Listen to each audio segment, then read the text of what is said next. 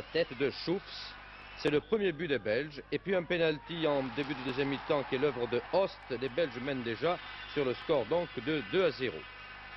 Et il faudra attendre la 70e minute pour voir un but français après un travail préparatoire de Ferrage, ici avec un bandeau, puis de Bruno qui se retrouve en position d'ailier droit et Couriol qui marque un beau but d'ailleurs dans la foulée.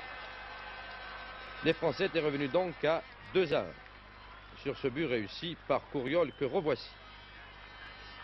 6 minutes plus tard, le Belge Vett va creuser l'écart en battant une fois encore Dussuyer, le gardien français.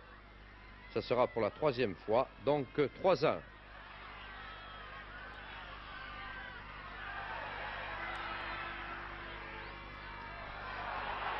Et voilà qui est fait, au rebond.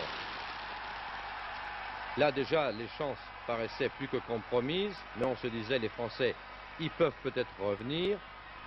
Tout ça pendant que nous revoyons ce troisième but belge. Et les Français, ils vont revenir d'ailleurs, grâce, devinez donc à qui? Tout simplement à Yannick Stopira. Vous allez voir d'abord, à la suite de ce corner, sur une tête de Stopira, et puis qui va pouvoir récupérer le ballon et tirer. Voilà, c'est beau dans la foulée. 3-2. Alors pourquoi pas un match nul? Et le match nul, d'ailleurs, on y a cru à 3 minutes de la fin, lorsque les Français ont pressé les Belges sur leur but. On s'est dit que peut-être nous aurions un point acquis à l'extérieur et qui aurait tout changé. Mais le sort était décidément contraire.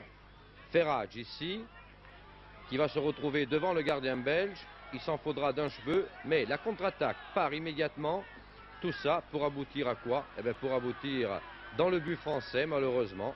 Ça sera un 4e but marqué par Vossen. Score final 4-2. Une défaite donc française. Peut-être une élimination.